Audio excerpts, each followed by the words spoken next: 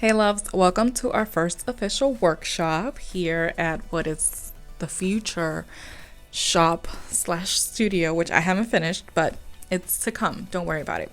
All right, here I am using a thrifted piece that I thrifted, of course. Oh my God, is it a video of if I'm not stumbling over my words? Holy crap. What a great way to start the workshop. Anyways, I'm just gonna paint it because I want the bottom of it to be lighter because I didn't know which design I was going to use. This is my decoupage paper called Flor Madness, and it brings 6 different embroidered designs, and I believe it's 10 by 15, and it is available on my Etsy shop.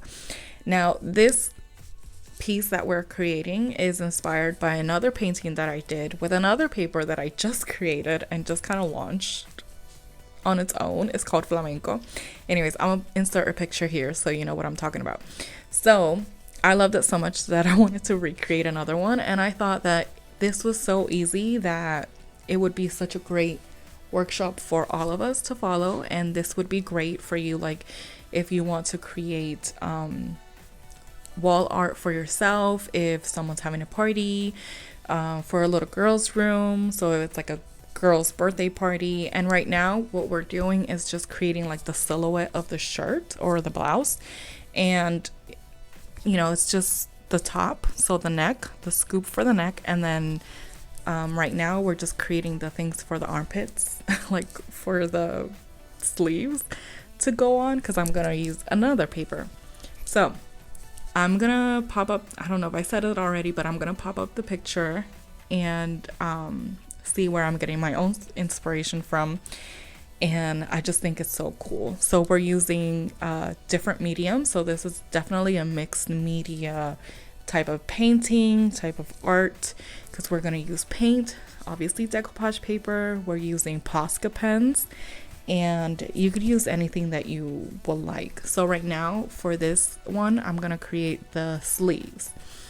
I thought they would be longer, but obviously I went a little shorter, but it's okay. I think it turned out great at the end.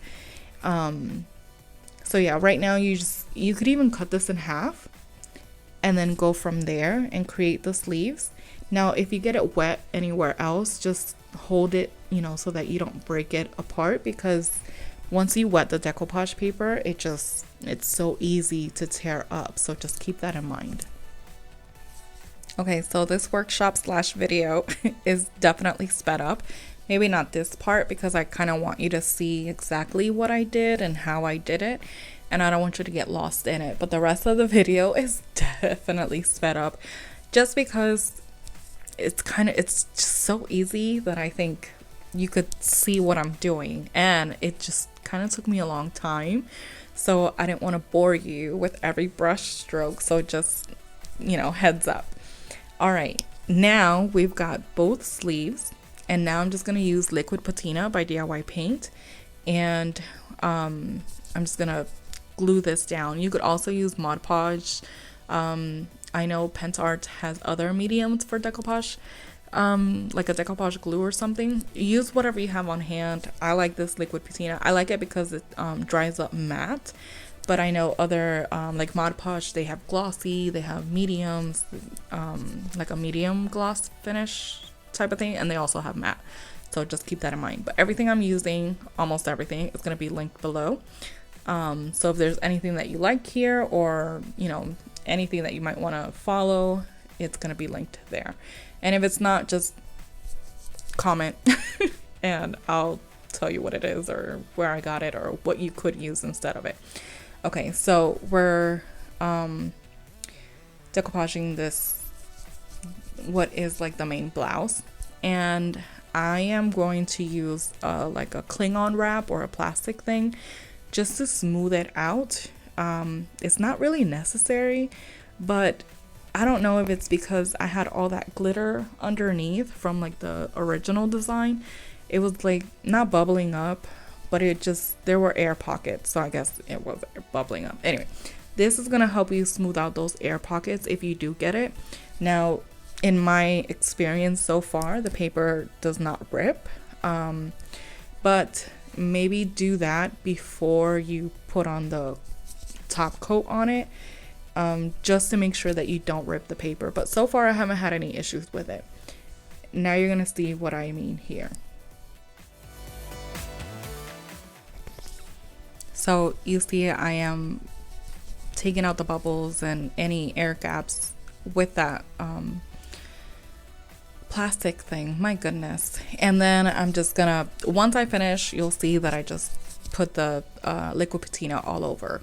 So if, let's say we're, you know, actually in the workshop together, I finally have my future shop, and we're just sitting here and we're just doing this together, which, by the way, in the workshops that I actually did get to host at Pick and Boots Vintage Market, I did everything with everybody. Now, I don't think that's the norm when you're hosting workshops, like for the instructor to do the actual thing, but I don't know, I can't help it. I don't know if it's because it helps me explain, but just know that in our future workshops I will be doing what you're doing. Okay, now we're gonna create the head. As you saw, I kind of did like a upside down triangle, and now we're just playing around, and I'm creating the top of her back and neck.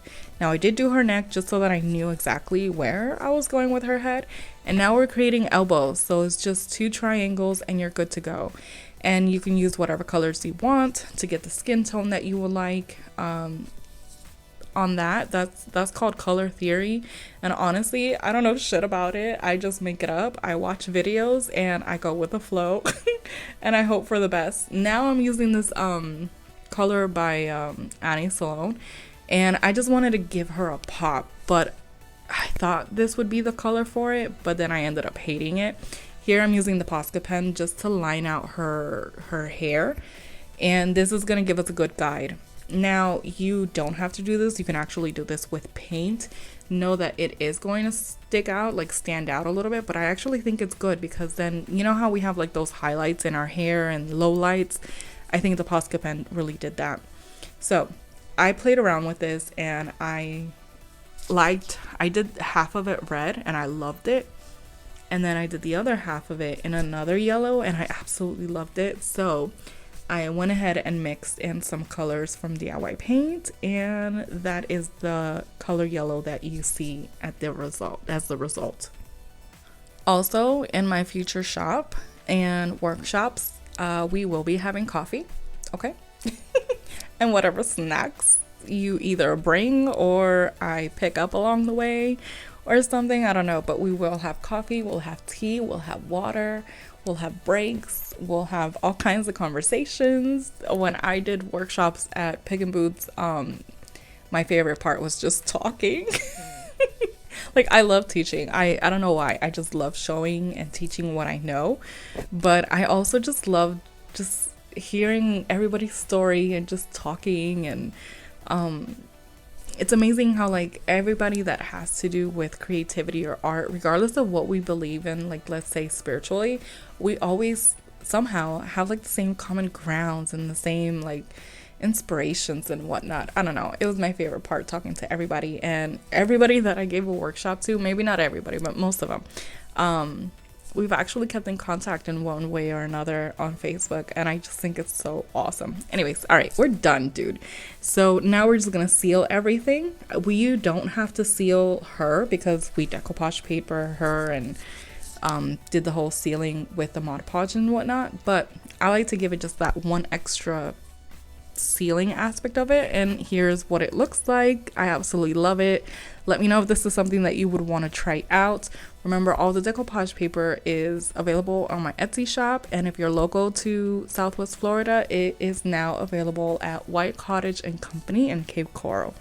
All right, guys, I love you, and I'll see you in the next one. Bye.